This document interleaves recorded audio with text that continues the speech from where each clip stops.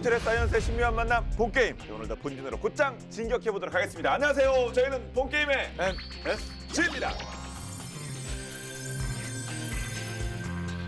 자, 그럼 오늘의 주제 바로 공개합니다.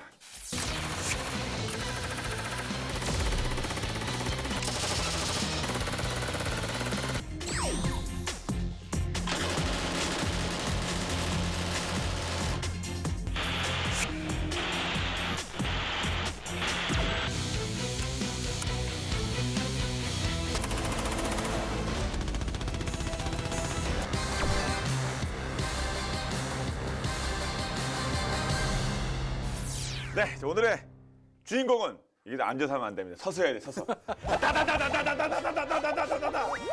아시겠습니까? 저 리더 이해. 죄송합니다. 이게 발사가 되면 안 되는데. 죄송합니다. 이거 소리만 나갔으면 되는데 실제로 사출이 됐습니다. 저런 확달하네. 아, 예. 네. 그동안에 우리 나라를 지켰던 K3와 M60을 대체할 신형 기관총 K15와 K12가 오늘의 주인공인데요. 살짝 제가 그 소리를 냈습니다만 기관총은 솔직히 람보 아닙니까? 양쪽으로 이렇게 막. 저쪽에 또 람보 시리즈가 또 개봉도 하기도 했어요. 혹시 뭐 보셨습니까? 못 봤습니다. 약 35년의 그 역사에 걸쳐서 정말 람보가 우리에게 큰 사랑을 주지 않았습니까? 정말 그렇죠. 기관총 선거는 정말. 예. 저도 한번 군대에서 해보려고 그랬어요. 이건 이제 양쪽에 M60은 양쪽이고요. 한 손으로 들기도 어렵거든요. 그리고 이제 두 손으로 대단해. 아니 근데 군대 간 사람의 뭐 로망이라고 그럴까요? 이게 네. 일단 M69 한 소로 들고 쏴보는 게. 군대 안 간 사람의 로망이 있어요. M16 갖고 쏘는 것도 어려운데. 네. 사실 뭐 그 예전에 주윤발의 쌍권총도 어려운 시대. 아무튼 근데 요즘 이렇게 그 왕년의 스타들이 그 좋은 모습 많이 보이고 있어서. 터미네이터도 개봉을 했죠. 터미네이터 맞죠. 네, 그죠. 슈왈츠네거 큰형님. 예. 네, 이분들이 그 실버스타 스텔론하고 이 슈왈츠네거 이분들이 좀 이른이 넘으셔가지고 뭐 두 손으로 뭐 양손에 이걸 들고 난사를 그것도 그거는 뭐 상상도 할 수 없는 얘기고 사실은 젊어서도 안 됐을 거예요, 그죠? 분위기가 있죠. 네. 뭐 산전수전 다 겪은 카리스마. 그쵸. 네. 솔직히 예전 같으면 그 두 분이 같은 영화에 나올 수가 없는 경우인데 요즘은 무슨 팬더블 해가지고 같이 영화에도 나오고 하시고 그렇죠. 그러는데 네. 참 스텔론 형님의 람보는 이제 퇴장하는 것이 아닌가 그런 생각이 듭니다만 이제 새로운 우리 신형 기관총을 만나보도록 할 텐데요. 자, 옛날 거 묻고 이제 더블로 가는 상황입니다. 먼저 K15부터 한번 살펴보도록 하죠. 예, K15는 우리 기존의 그 유명한 K3 경기관총을 대체하기 위해서 개발된 거고요. 이게 이제 국내 S사에서 개발했는데 체계 개발하고 시험 평가가 완료됐고 내년부터 이제 본격 양산에 들어간다고 합니다. 근데 이제 아시다시피 K3는 1980년대 개발이 됐어요. 그리고 우리 군에서 본격적으로 사용한 게 이제 1991년쯤이었는데 이거 벌써 이제 30년이 다 된 거잖아요. 그리고 개발된 걸 따지면 1980년대였으니까 더 이전 기술로 이제 개발된 거고 그래서 어떤 이제 그 노후화된 문제, 그 다음에 낡은 기술이라는 것들, 이제 그런 것들, 그 다음에 K3가 이제 실전에서 실제 운영 과정에 사실 그렇게 그다지 좋은 평가를 받지를 못했습니다. 이제 그런 점에서 2009년부터 이제 선행 연구를 거쳐서 이번에 이제 K15를 개발하게 된 거죠. 사실 제가 군대 생활을 이제 1990년대 중반에 했었는데 그 전 후방이어서 K3는 훈련할 때만 이렇게 받고 그리고 뭐 사역 훈련도 했고 그다음에 실전에서 다 M60 썼었거든요. 근데 어느덧 이게 무슨 뭐 노후와 뭐 퇴장 이런 얘기 나오니까 참 이게 세월이 많이 지난 것 같은데 찾아보니까 50발 이상 못 넘긴다 뭐 이런 기사들이 막 줄줄이 나오는데 이거는 진짜예요 이게? 아니 그러니까 제가 뭐 웹사이트니 유튜브니 페이스북, SNS를 여러 개 하잖아요. 그러면 그 댓글 반응들을 보는데 그 K3를 개발한 분께는 좀 죄송한 말씀입니다만 K3에 대해서는 그렇게 좋은 평가가 많지를 않은 것 같아요. 대부분 이제 군에서 이제 K3 담당하신 분들 경험담 댓글로 보면 부정적인 것들이 적지 않습니다. 그래서 이제 그런 것들도 이제 K15의 이제 개발 배경이 된 걸로 그렇게 판단이 되는데 과거에 80년대에 K3 개발할 때는 우리가 사실 기관총 개발 기술이 좀 약할 때죠. 기반이 약할 때고 그러다 보니까 이제 뭐 이제 새롭게 이제 다시 이제 개발하게 된 건데 좀 전에 전 MC 말씀하셨지만 뭐 200발 이상 뭐 못 쏜다. 연발석 50발 그러니까 200발은커녕 50발도 못 쓴다. 연사를 못 쓴다. 50발을 못 쓰면 어떡합니까? 그러니까요. 그러니까 이제 그런 것들 좀 과장된 부분도 있겠죠, 물론. 근데 이제 그런 것들이 그 지적이 됐고 그래서 이번에 이제 그 S사가 K15를 개발하면서 K3와 이제 비교 사격을 했다는 거예요. K15 같은 경우는 800발 연속 사격 시험도 하고 그랬습니다. 800발을 쏘니까 총신이 뻘겋게 달궈져요. 네.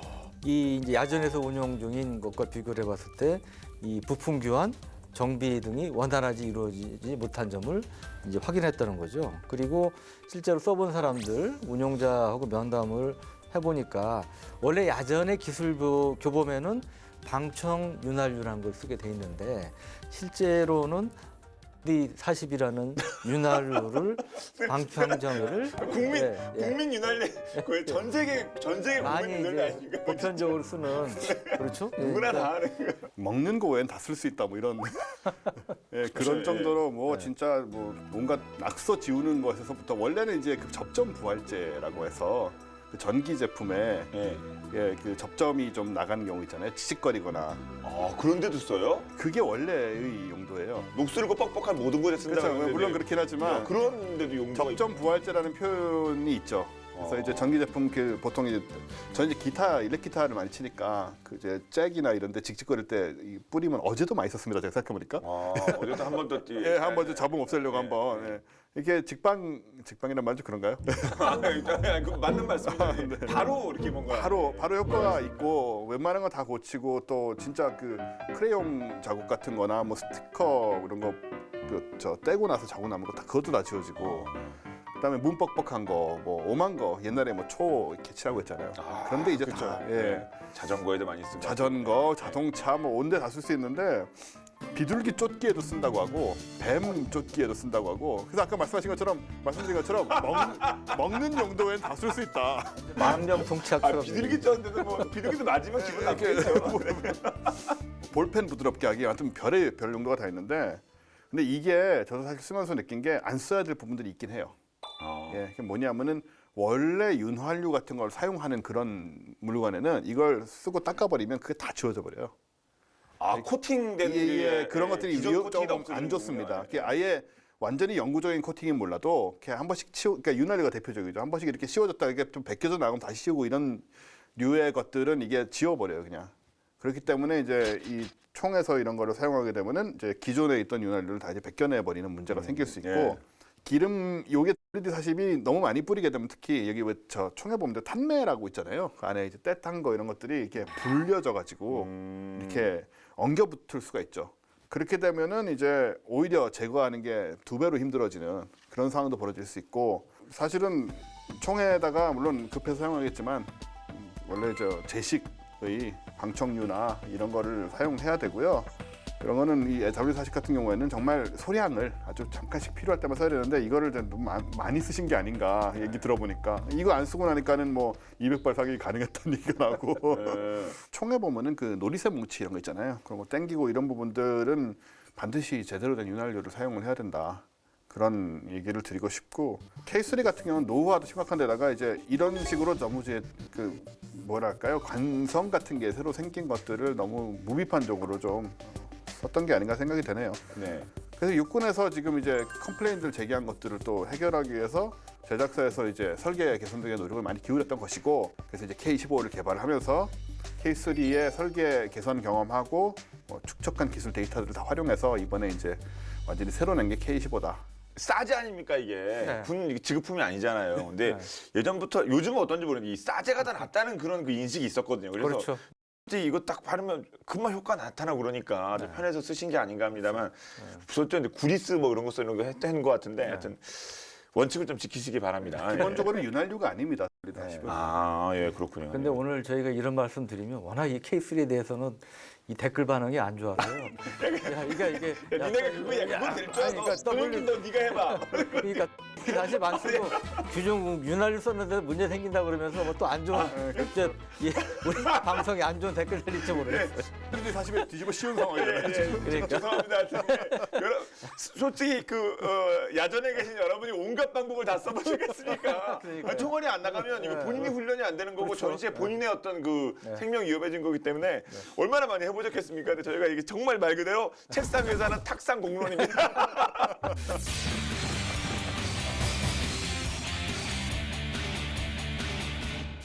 자 그러면 K3 아 이거 신용 먹었는데 아 이거 댓글 이거 진짜 네가 뭘 한다고 예, K3가 대한민국 첫 기관총이라고 말씀하셨습니까 국산 네. 예 근데 이 개발의 그 역사라고 할까요 어떤 게 시작된 거예요? 네, 이 5.56mm 기관총에 대한 이제 연구 개발은 1984년에 이제 정부 주도로 시작이 됐어요. 우리 무기 개발이 총무원사인 국방과학연구소라고 있지 않습니까? 이제 거기가 주도가 된 건데 당시에 우리 이제 소총이 K1, K2가 이제 5.56mm잖아요. 이거는 그 분대원들이 사용하는 이러한 소총과 같은 구경여야 이제 호환성이 있을 거 아닙니까? 그래서 이제 그런 호환성을 유지하면서 혼자서도 들고 다니며 쓸 수 있는 이런 경량의 이제 기관총. 그러니까 이거는 이제 분대 지원하기가 되겠죠. 이런 분대 지원용 경량 기관총이 필요하다는 인식에 따라서 이제 국방과학연구소와 그 현재 그 S사가 이제 개발을 진행을 한 거고요. 당시에 기술은 우리는 이제 M16 소총을 그 M16 하니까 완전 일본이 발음. 네, M16 예, 이렇게 그냥 그 이- 발음 그대로 보이세요. 그거 쓰실 나이예요. M16보다 예. M16이라고 쓰실 나이처럼 보이세요. 항상 분에게 죄송합니다만. M16이라고 그랬죠. M16 소총과 M60 기관총을 이제 면허 생산, 기술 도입 생산한 경험을 바탕으로 해서 당시에 이제 K1A 기관 단총 K2 소총을 이제 개발했던 상황이었죠. 그리고 그 당시에 우리 국내 기계공업은 기계산업은 이런 기관총을 제대로 개발할 수 있는 그런 기술 축적은 좀 안 돼 있는 상태였어요. 그래서 이제 그런에도 불구하고 우리가 이제 K3 경기관총 개발 필요성이 이제 아까처럼 그런 이유들 때문에 생겨가지고 K3를 개발하기 시작한 거죠. 네. K3는 미국의 M249 아 M249요? 예. 아 우리 그 배틀 가로 그 거기 그게 중요한 총입니다. 아 그게 원형이에요? 예, 조금 고급스러워 보이긴 하는데 이렇게 뭐 큰 차이는 없습니다. 좀 약간 얇아 보이고. 근데 사실은 전혀 다른 총입니다. 보기만 비슷했지. 부품 규격도 다르고 호환도 안 되고. 물론 이제 참고를 뭐 어느 정도 했겠지만 사실은 K3가 참고를 한 총은 이 총보다는 그 유명한 벨기에 에프렌사의 미니미. 예, 미니미 하면 우리 영화가 떠오르고 하지만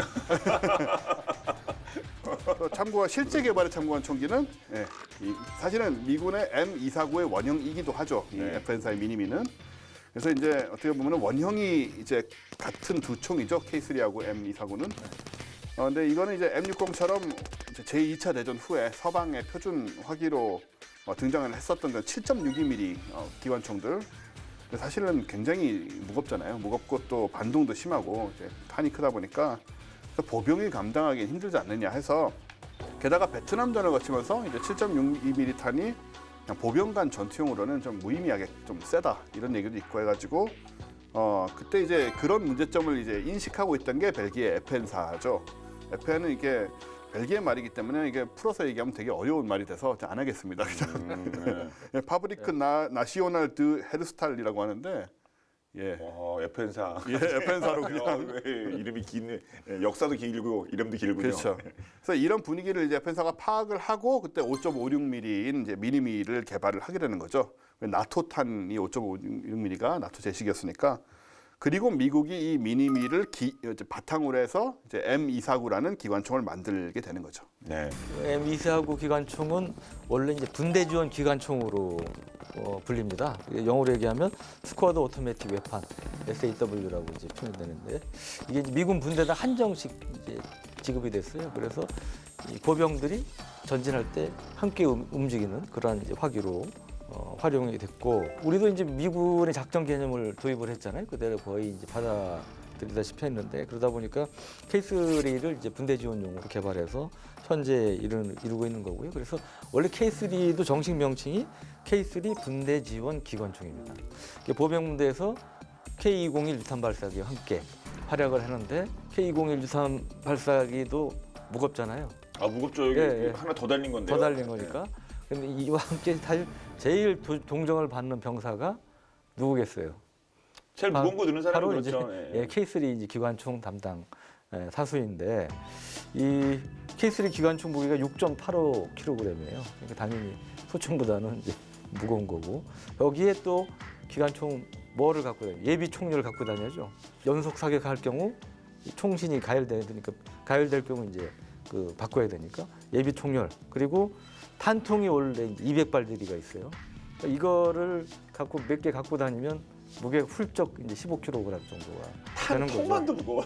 빈 한 통도 그러니까. 무겁습니다. 세니까. 이거. 예. 그것도 무거워요. 거기 200발들이 3통 들어보세요. 예, 그러니까 이 15kg 이상 넘어가지만 물론 이거는 이제 그 전에 쓰던 7.69mm M60 기관품 총보다는 그래도 좀 가볍죠. 훨씬 아까 네. 6.85kg? 아이고 네. M60은 이거 그냥 10kg가 그랬어요. 이거 그냥 총 하나만. 어유 이거 많이 가벼워진 거죠. 예.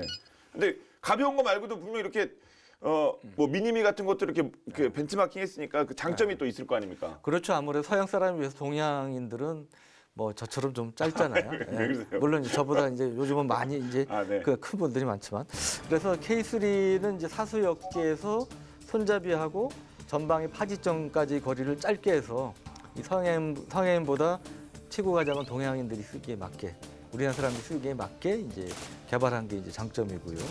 그리고 총열 길이는 대신 더 길어서 이제 장거리 표적 제압에 유리한 그런 것도 장점입니다. 그리고 그런데 이제 무게는 또 오히려 더 가벼운 그런 것들 이 장점으로 꼽히고 또 하나는 이제 그 가스 조절기가 대중소로 구분이 돼 있어요. 그래서 이 다양한 기온이라든지 이런 환경에 맞춰서 가스압을 조절할 수 있게끔 한 것도 이제 장점으로 꼽힙니다. 예.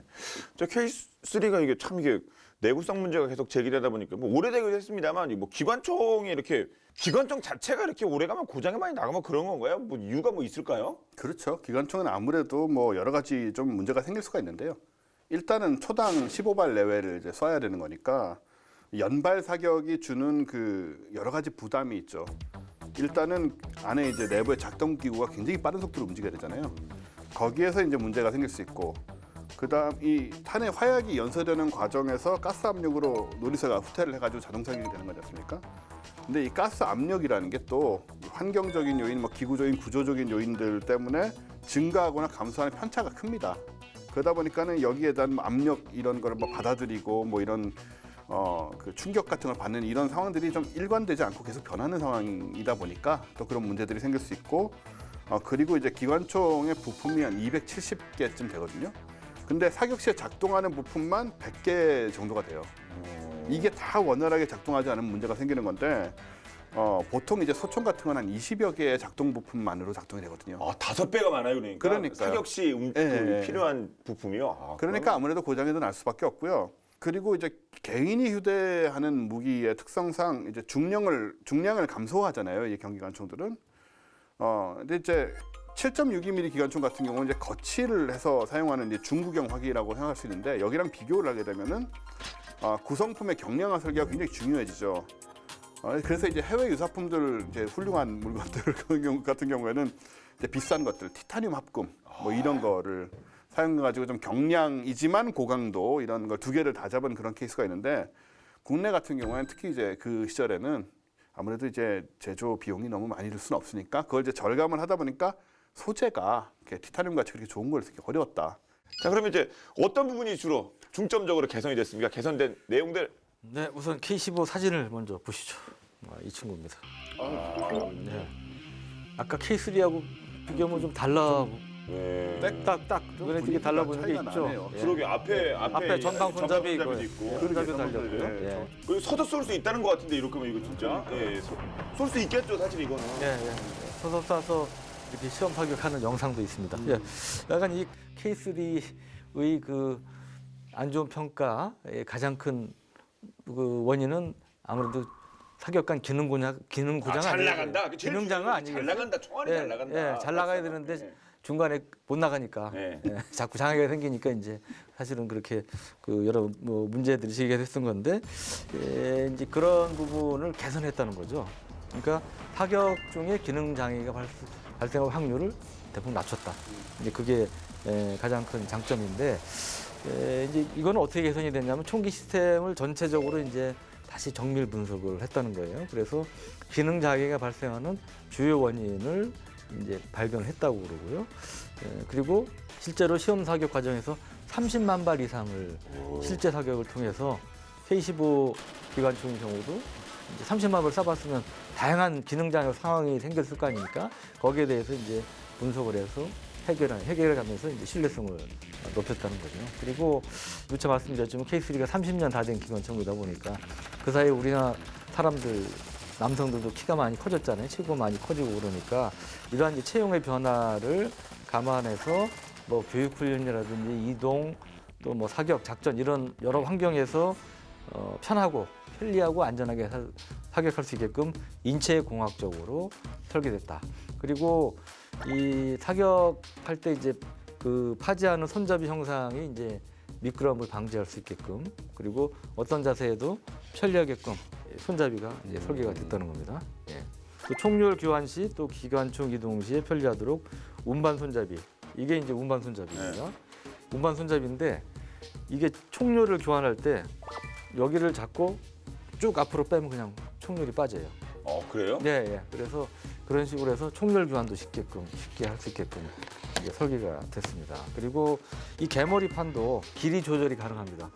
길이를 늘릴 수 있게끔 이제 그런 설계도 됐고 또 이 사격 때 충격을 완화할 수 있는 완충 설계가 됐고요. 오랫동안 이걸 메고 이동하면 피로해지잖아요. 그러니까 그 피로를 줄 수 있게끔 그 밀빵 디자인도 개선이 됐다고 합니다. 쿠션도 좀 들어가고 좀.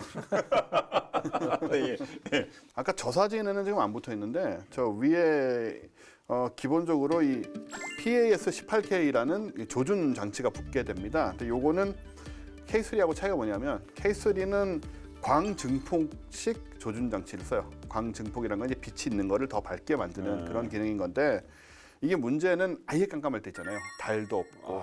무월광. 예, 빛이 아예 없으면 효과가 없습니다, 사실상. 뭐 증폭할 빛이 있어야 되는 거니까. 그러네. 예.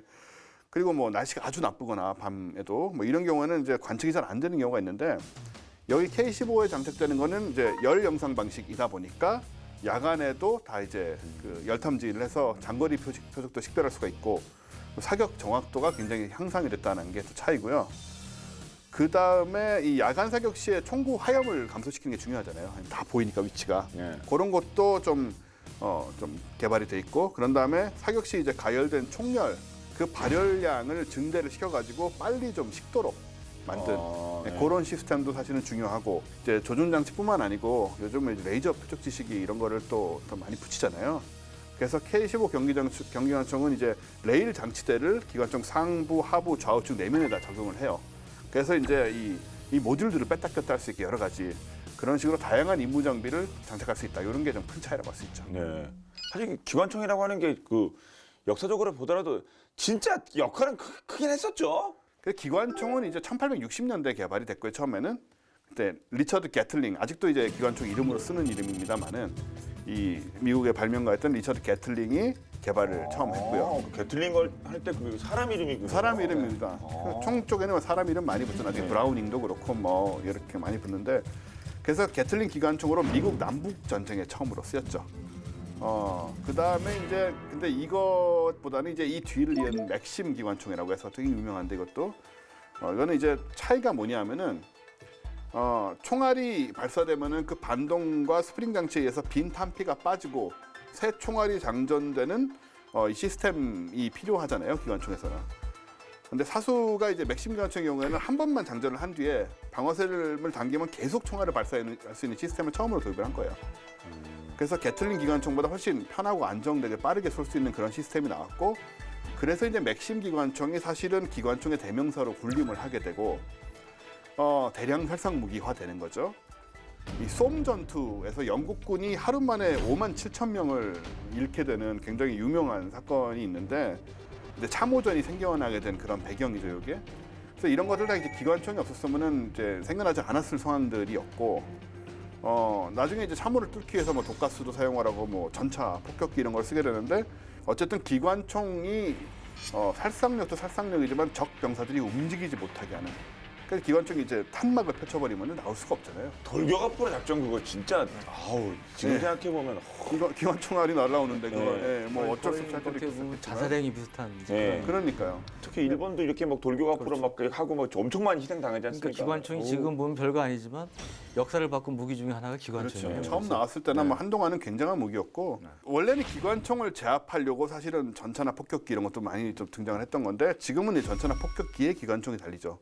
그래서 이제 땅을 향해 쏘기도 하고 그렇죠. 뭐, 예. 그래서 100년이 지났지만 지금도 굉장히 중요한 전장의 주력 무기인 건 확실하다. 이 과거에 비해서 중요성이 떨어졌다고 하지만 앞으로도 이 경기관총이나 기관총은 중요한 역할을 할 겁니다. 특히 이제 경기관총의 경우는 이제 분대 지원하기로 기존의 이제 분대에 한정만 있었는데 앞으로는 뭐 미래는 2정, 3정 더 가벼운 경량화된 경기관총들이 배치가 돼서 적은 인원으로 더 큰 화력을 발휘하는 이러한 이제 전장이 될 수 있죠. 네. 자, 그럼 이제 5.56mm 쓰는 경기관총이 이제 K15고요. 앞서서 말한 이제 묻고 더블로 가면 하나가 더 있어야 되지 않겠습니까? 그 이제 M60을 이제 대체하는 그 이제 모델이 또 나온 거죠. M60은 7.62mm 기관총 아닙니까? 네. 이 7.62mm M60 기관총을 우리도 이제 50여 년간 사용해 왔는데 저도 썼고요. 예, 이거를 이제 대체하는 국산 기관총이 등장을 했죠. 그게 바로 이제 K10입니다. K12는 방위사업청에서 이제 보병 소대 화력을 보강하고 노화된 M60 기관총을 대체하기 위해서 이제 신형 기관총을 확보하는 사업을 이제 7.62mm 기관총 -2 사업이라는 명칭으로 이제 방위사업청에서 진행을 했고요. 여기서 이제 경쟁입찰에서 S사가 이제 선정이 됐습니다. 그리고 이 내년 말부터 이제 K12가 본격적으로 이제 보병 부대에도 배치가 될 예정이라고 하는데요. 2009년에 개발이 시작돼서 2010년에 이제 완성이 됐고요. 현재 수리온 헬기 양측에 장착된 형태로만 보실 수 있어요. 아직은 보병 부대에 배치되고 이런 건 아닙니다. 그래서 이거는 이제 승무원형이라는 형태로 이제 개발이 된 거고요. K12 기관총이 달리는 이유는 아시지만 헬기가 이착륙할 때 영화에도 종종 나오지만 제일 취약하잖아요. 적의 이제 기관총, 소총 공격, RPG-7 이런 데 취약하고 그러니까 아군을 엄호하기 위한 용도로 이제 수리온 헬기 탑재용으로 개발이 됐고, 근데 이 수리온 헬기 탑재되는 이 승무원형 외에 보병이 사용하는 것은 기본형, 그리고 전차나 기갑 차량의 주포 옆에 장착되는 공축청 등이 있고요. 이 승무원형은 이제 수리온 헬기 외에도 뭐 차량이라든지 함정 등에 이제 거치가 될 수 있는 그런 형태로 개발이 됐습니다. 그래서 우리가 보유하게 될 이제 K12는 우리 군이 이제 오랫동안 몇십 년 동안 M60을 사용해 왔는데 그 동안에 사용하면서 쌓았던 노하우, 그다음에 느꼈던 불편한 점들, 이런 개선 사항들을 반영해서 만든 기관총이라고 볼 수 있죠. 예. 뭐 50년 정도 우리나라를 지켰으니까 이제 바뀔 만도 한데 사실 근데 진짜 기관총 하면 딱 생각나는 게 M60 이거 아니겠습니까? M60에 이거 람보 포함해서 진짜 기관총 하면 딱 그 M60에 솔직히 많은 사람들이 일단 보병화기라고 생각을 네. 할 정도로 이게 네. 그 람보 때문에 또 좀 약간 왜곡되긴 했는데, 사실 M60 얘기하려면 그 MG42를 얘기 안 할 수가 없죠. 독일군에. 근데 이게 총을 제가 뭐 총덕이라고 할 수는 없지만 총을 조금씩 이제 만들어보고 그런 세부적 이 덕분들도 약간 이렇게 또 세부화 됩니까? 총덕, 뭐 배덕, 뭐 그런 말을 쓰는지 모르겠는데요. 예, 총에 특별히 꽂힌 친구들이 있죠. 예. 예, 근데 저 같은 경우는 그런 건 아닌데, 왜 그런 거 있지 않습니까? 어렸을 때 처음에 이제 M60 보고 그러다 보면은 M60 좋다 하다 보면은 그 원형을 쫓아가다 보면은 뭐 독일군 MG42가 나오고 그런 식이잖아요. 예. 그리고 뭐 저 M16 보다 보면은 이것에 뭐 그 상대로 누가 있을까 하면은 이제 제가 좋아하는 M만 뭐 예, 그런 나오고 뭐 그러는 거. AK47도 또 등장하고 예. 또 이런 식으로 되는 건데, 어쨌든 MG42가 없으면 M60은 얘기할 수가 없는 기종이고, MG42는 굉장히 유명하죠. 왜냐하면은 오마하 비치, 라이언 상륙작전, 일병, 예. 노르망디 상륙작전. 노르망디 상륙작전의 그 라이언 일병 구하기 거기 보시면은 실제로 이제 그렇게 쓰였고, 상륙선의 갑판이 열리자마자 그냥 기관총 세례가 깜짝 놀랐죠. 영화 보다가 진짜 이제 그거 예. 가는구나 해가지고 이제 독일군 죽는 일만 남았다는데 열리자마자 그냥 총알 세례가 나오니까 그러니까요. 그냥 뭐 진짜 놀랐어요. 영화 보면서. 그 총을 그때 맞은 게 연합군이 바로 MG42죠. 이게 발사 속도가 엄청나요. 그러니까 분당 1,500발을 쏠 수가 있으니까 지금 기관총들, 그러니까 M60이나 M249보다 훨씬 더 빠르다. 요 M60이나 M249가 한 분당 1,000발 정도를 쏜다고 하거든요. 그러니까 굉장히 강력한 그런 발사 속도를 가지고 있고, 그 다음에 이제 이러다 보니까 소음이 엄청났다고 해요. 쏠 때마다. 그래서 이거를 이제 히틀러의 전기톱이란 별명으로, 전기톱 돌리는 것 같은 그런 소리가 났다고 해서 그렇게 불렸는데, 이 MG42는 기관총 한 대로 이제 분소대 지원용 경기관총은 물론이고 삼각대 거치하면 중기관총이 되고 그리고 부품만 적절히 교체를 해주면 전차나 장갑차의 차제 기관총이 될 수도 있고 그리고 함정의 근접 방어 화기로 쓸 수도 있어서 그야말로 다용도 기관총이라는 신장르를 개척을 한 거거든요. 그래서 미국이 이제 독일과 교전에서 MG-42로 뜨거운 맛을 보게 되고 그다음에 미국의 당시에 그 M1919A4는 2인 1조가 필요했죠. 그래야 운용을 할 수가 있는데 사수부사수. 그러니까요. 근데 MG-42는 이제 사수 혼자서 탄약과 총을 다 휴대하고 사용할 수가 있었기 때문에 기동성도 우위였고 근데 왜 이렇게 얘기를 하냐? M60이 바로 이 MG-42를 모방을 해서 만든 기관총이기 때문에 MG-42 얘기를 전드렸습니다. 네, 얘기가 꽤 길게 가네요. 오래 가네요. 이게 네. 시작이 오래됐네요. 그러니까 MG-42 진짜 걸작 총기 중에 하나죠, 사실. 예.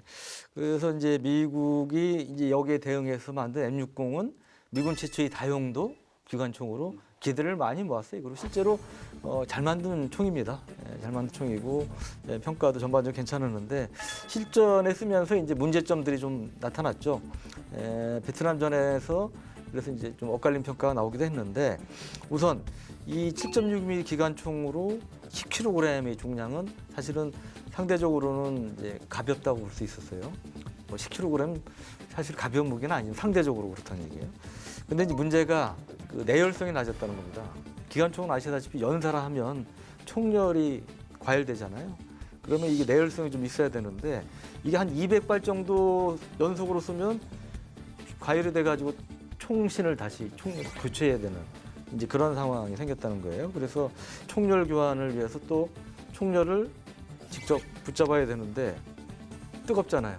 그러니까 이제 성명 장갑도 따로 지급을 해야 되는. 손잡이가 없으니까. 예, 그렇죠. 예, 제 기억으로도 이렇게 하다가 뭐 이렇게 빼고 막 그랬던 것 같아요. 그 장갑 끼고. 예. 예. 그러니까 아까 말씀드렸지만 그 K15 같은 경우는 그냥 바로 뺄수 있게 손잡이만 뭐 하면 열린다고요? 해보고 빠진다고, 했고 예. 그랬죠. 예. 그리고 이제 또 문제가 총열 자체에 이제 거치대가 장착돼 있어가지고 총열을 빼면 총 본체는 땅에 내려놓거나 뭐 따로 이렇게 놔야 되는 뭐 이제 그런 식으로 해서 이제 불편했다는 거고. 두 번째 문제는 신뢰성 문제였는데 이게 내구성도 낮고 이 탄이 또 자꾸 걸렸다는 거예요. 이게 탄 걸리는 게 보면 영화에도 종종 나오지만 실전에서는 진짜 많다는 거죠. 이 탄 걸리는 상황이. 그래서 이런 것 때문에 이제 잦은 기능 고장들이 생겼던 거고. 그래서 이제 좀 안 좋은 평가들이 있었는데 이런 생산 초기에 이제 설계 및 이 품질 관리 문제가 좀 있었다는 거죠. 근데 이제 M60은 1957년 이후에 약 40년간 미 육군, 해군, 해병대의 이제 주력 7.6mm 이제 기관총이었고 중간중간에 이제 이런 문제점 개선이 됐지만 근본적인 거는 이제 해결이 안 됐던 거고요. 그래서 결국 1990년대에 들어서는 이보다 이제 좀 개선이 된 M60보다 개선이 되고 신뢰성이 높은 M240 계열의 신형 기관총들로 대체가 됩니다. 우리나라의 경우는 M60을 이제 1970년대부터 기술 도입 생산, 라이센스 생산을 해서 운용을 했는데 앞서 말씀드린 그런 이제 일부 무제점 등으로 인해서 우리도 이제 K12 국산 기관총을 개발하게 된 거죠. 그렇군요. 예. 자, M60 이야기 나눠보겠는데 M60 하면 람보가 떠오르지 않습니까? 진짜 대단한 영화입니다. 진짜. 35년 동안 우리 실버스타 스탈론 형님이 출연한 그 람보 이게 실제 주인공이 있다고 그럽니다. 실제 주인공이 있다고 하는데요. 저도 이거 처음 들었는데 저 누구일지 본방 자세히 살펴보도록 하겠습니다. 함께 보시죠.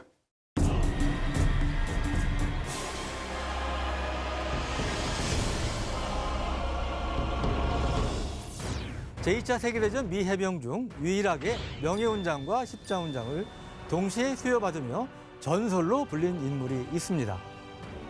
오늘날까지도 회자되는 그 이름은 존 바실론. 영화 람보의 모델로도 널리 알려져 있는데요.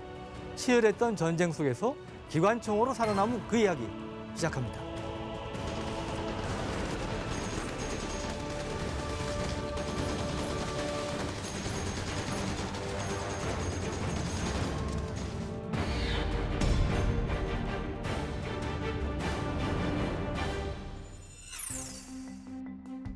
존 바실로는 1934년 처음 미 육군에 입대해 마닐라주에서 근무했는데요.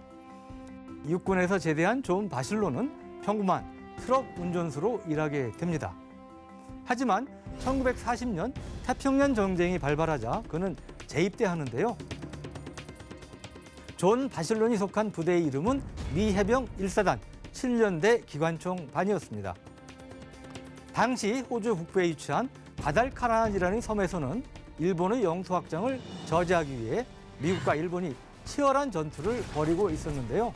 이를 지원 사격 기회에 나선 부대가 바로 존 바실론이 속한 7년대였습니다. 하지만 7년대의 지원에도 물적, 인적 자원을 많이 확보한 일본군에게 전세는 유리하게 흘러갔죠. 그러던 어느 날 일본군의 주력인 제29연대는 모조리 마타니카우강 남쪽에 위치한 룽가라는 지역으로 향하고 있었습니다. 룽가를 지키는 이들은 존 바실론이 속한 7년대 1대대뿐이었는데요.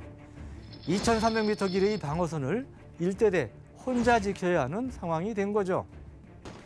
예상치 못한 일본군의 총력을 정면으로 맞닥뜨리게 된 존 바실론은 어떻게든 이 상황을 타개할 궁리를 합니다. 이어지는 전투에서 보급이 끊겨 탄약이 바닥을 털어내자 그는 빗발치는 총알을 뚫고 본진까지 달려갔고 저 멀리 떨어진 다른 중대의 참호에서 여분의 기관총을 운반해 맞서 싸웠죠. 방어선을 구성할 병력이 모자랐기에 방어의 중점을 기관총에 의존할 수밖에 없었습니다.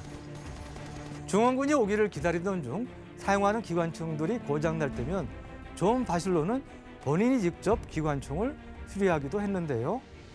그리하여 살아남은 15명의 부대원들과 함께 무려 3천여 명이라는 어마어마한 수의 일본군을 사살하는 데 성공하게 되죠. 이후 존 바실론에게는 인간병기라는 무시무시한 별명이 생기기도 했습니다. 그가 전투에서 사용한 기관총은 순행식 기관총인 브라우닝 M1917로 총기의 무게만 약 15kg에 달했고 여기에 탄약과 냉각수 등의 무게를 더하면 무려 20kg이 넘는 무거운 녀석이었죠. 때문에 원래는 삼각대를 두고 사용하는 총이었습니다만 당시 존 바실론은 거치대나 보호장갑도 없이 맨손으로 기관총을 사용해 적들을 공격했습니다. 순행식 기관총이라 할지라도 쉴 틈 없는 공격에 금세 가열됐고 뜨겁게 달겨진 총열 덩깨를 맨손으로 잡고 쏘느라 바실론은 손에 3도 화상을 입기도 했죠. 만약 그의 결단과 행동이 없었더라면 일본군의 파상 공격을 막아내는 것은 불가능했을지도 모르겠는데요. 존 바실론은 군으로부터 그 공을 인정받아 2차 세계대전 최초의 명예훈장을 받게 됩니다. 그러던 1945년 2월 그는 또다시 태평양으로 향하는데요. 목적지는 이오지마였습니다. 이오지마에 상륙한 존 바실론은 전투 중 자신의 부하들이 일본군 방어진지에서 저지당하자 단신으로 포화를 뚫고 방어진지 꼭대기에 올랐는데요. 수류탄과 폭탄으로 방어진지를 무력화시키며 과달카날 전투에 이어 또다시 큰 활약을 펼쳤죠. 그러나 포탄 구덩이 안에서 날아다니는 박격포의 파편을 피하지 못해 결국 최후를 맞게 되는데요. 비록 살아서 귀환하지는 못했지만 이오지마 전투에서의 용감한 활약성과 공로를 또다시 인정받으며 그는 해군 역사상 최초로 명예훈장과 해군 십자훈장 두 가지를 모두 수여받은 군인이 됩니다. 미 해병의 전설이자 자존심으로 남아있는 존 바실론. 미국에서는 아직도 그를 기린 흔적들이 곳곳에 남아있는데요. 구축함에 그의 이름을 붙이는가 하면 그의 고향에서는 아직도 존 바실론을 기리는 축제가 이어져 오고 있습니다. 그가 사용했던 M1917 기관총은 훗날 우리의 나라에서도 육군 보충병들에 의해 사용되었는데요. M1917 순행식 기관총이라는 이름보다는 존 바실론의 기관총이라는 이름으로 미국인들에게는 더욱 익숙한 이 기관총이 우리 역사 속 한 자락에도 자리 잡고 있었습니다.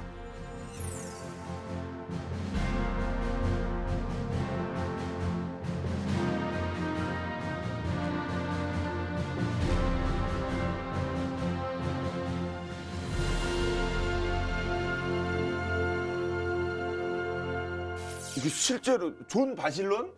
존 바실론이란 분이 사실 실베스타 슬램보다 훨씬 더한 분이에요. 실베스터 스텔론은 M60이잖아요. 예. 이분은 순행식 기관총, 무게가 훨씬 무거운 예?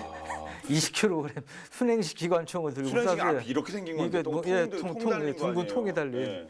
이걸 들고 쏜 거예요. 그러니까 이거 뭐 람보도 저리 가라는 사실은 그런 분이죠. 아, 그래서 예. 근데 이분 이제 그 소재로 하는 게 더 퍼시픽이라는 드라마에서도 묘사가 됐는데 실제로 이 드라마에서 이 양반이 실제로 싸운 모습을 전했다면은 속된 말로 저거 뻥 아냐? 과장 아냐? 이런 얘기 들을까 봐 조금 톤 다운 시켜서 드라마를 만들었다는 얘기도 있습니다.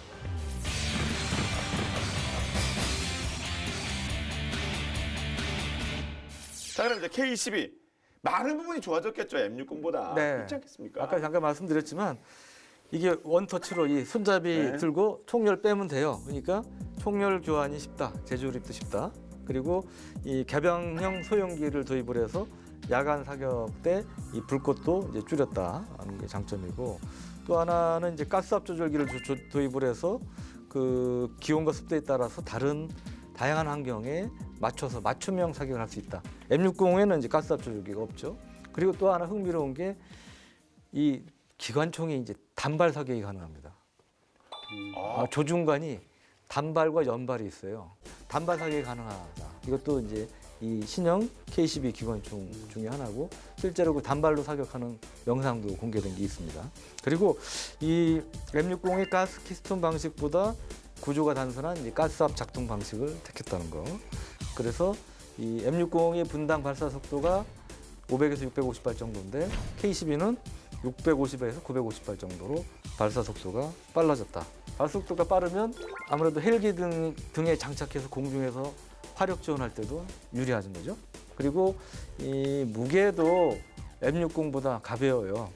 근데 뭐 아주 많이 가벼운 건 아니고 200g 정도가 예. 가볍다고 그럽니다. 새로 붙어 있는 게 많으니까. 예, 예. 새로 많이 뭐 아까 뭐 말씀하신 가스압 조절기도 달렸고 뭐 이렇게 예. 뭐 이렇게 예, 앞에 총구도 손잡이도 예, 있고. 예, 예. 그러니까.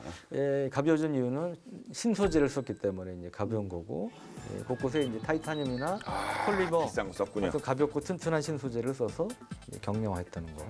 그다음에 총열에 홈을 파서 무게를 감소시키는 건 물론이고 효율적인 냉각을 도모할 수 있게끔 했다. 이것도 개선 사항 중에 하나고요. 신형 소총들은 뭐 당연히 갖춰야 될 필수품인데 이 광학 장비나 이런 부가 장비를 잘 장착할 수, 편리하게 장착할 수 있게 했다는 거. 그리고 이 접이식 가늠쇠는 이 승무원형에도 장착이 돼 있는데 기본형에는 좀 더 정밀한 0점 조절이 가능한 이제 그런 기구를 탑재했다고 합니다. 그리고 개머리판도 말씀드렸지만 이 체형에 맞게 4단계로 조절이 가능한 이런 조절형 개머리판을 장착을 했다는 거고요. 또 하나 이 특징 중에 하나는 M60은 사실 뭐 지상, 해상, 공중에 맞춰서 따로따로 이제 개발이 됐어요. 그 장착하는 위치 환경에 따라서. 근데 K12는 이 통합형으로 개발이 됐고, 그래서 다용도로 뭐 어떤 때는 차량에 장착해서 어떤 헬기에 장착하고 보병이 들고 다닐 수 있고 뭐 이런 이 통합형으로 개발이 돼서 우리 군에서 쓰고 있는 것보다 수출된 게 더 많은 것으로 그래요? 알려지고 있습니다. 그리고 최근에는 인도에서도 이제 관심을 보이고 있다고 그러고요. 그래서 이게 미국에서 수입을 하려고 해도 못하는 나라들이 있을 수 있잖아요. 그런 나라들이 이제 K12에 관심을 많이 보이고 있다고 해서 앞으로 사실 미국의 M240처럼 우리 군에 이 K12도 좀 많이 수출될 수 있기를 기대합니다. 그러게요. 70개국에 수출되고 있다고 하는데 이 M240이 자 우리 뭐 10위가 됐든 15가 됐든 이렇게 많이 좀 팔렸으면 좋겠습니다. 그 고생해서 만드셨는데 자 이렇게 신형 기관총이 도입이 되면 앞으로 우리 군 어떤 변화가 있을까요? 네. 과거에 제가 우리 본게임에서 몇 번 말씀드린 것 같은데 우리 군이 뭐 이지스함이다, 뭐 흑표전차다, 뭐 우산 무기들 많이 만들잖아요. 보급하는데 상대적으로 우리 국력 수준, 우리 군사력 수준에 비해서 가장 뒤떨어진 분야 중에 하나가 총기류입니다. 총기. 근데 사실 육군의 가장 기본적인 무기가 뭡니까? 총 아니에요? 이 가장 기본적인 무기를 우리가 사실은 소홀히 하는 면이 있는 거죠. 그래서 이런 소총 외에 기관총도 마찬가지고 뒤떨어져 있었는데 이제 K10이나 K15를 통해서 이제 우리가 좀 현대화되는 우리 수준에 맞게 되는 기관총을 이제 좀 갖게 됐다는 그런 의미가 있다고 보고 저는 그래서 한자로 얘기하자면 만시지탄 늦었지만 이제 다행스럽다 하는 생각이 들고 두 번째는 우리가 이제 북한하고 비교했을 때 분대의 전투력이 화력이 떨어진다는 지적들이 적잖아요. 왜냐하면 북한군의 경우는 분대에 RPG-7 우리 전에 다뤘던 이런 대전차 로켓도 갖고 있고 그다음에 샤프 슈터라고 지정사수 소총 흔히 이제 저격총으로 알려진 그런 것도 드라곤오프라는 이런 것도 갖고 있고 이러한 그다음에 소총도 7.66mm 소총을 많이 씁니다. 그래서 우리는 근데 5.56mm가 주력이잖아요. 그런 면에서 이제 화력이 떨어진다는 이런 지적들이 있었는데 K11 복합 소총을 통해서 우리가 그거를 보완을 하려고 그랬는데 K11 복합 소총이 사실상 거의 개발이 실패해서 이제 보급이 어렵게 됐어요. 그래서 이제 그러면서 분대 화력을 보강할 필요성이 많이 생겼는데 K12와 K15가 앞으로 그런 면에서 상당히 중요한 역할을 하게 될 것 같다. 그래서 저는 그런 면에서 이 K12와 K15의 의미가 있고 만시지탄이지만 하여튼 보급이 가급적 빨리 됐으면 좋겠다. 이런 말씀 좀 드리고 싶어요. 자, 오늘 본 게임은 여기까지입니다. 자, 본 게임은 국방TV 앱으로 만나실 수 있습니다. 그럼 저희는 다음 시간에 더욱더 화끈한 무기 이야기로 돌아오도록 하겠습니다. 지금까지 저희는 본 게임의 S였습니다. 고맙습니다. 제가 이번에 그 유럽 갔다 온 거는 박물관에서 MG08이라는 걸 봤거든요. 1차 대전 때 쓰였다는 거. 와, 진짜 내 순행시 거 처음 봤어요. 저 이렇게 보는데 와 보니까 그 진짜 대단하긴 하더만요. 예, 그럼 그 비싼 걸 들고 쐈다 보니까 예. 그분 아까 존님 대단하시다.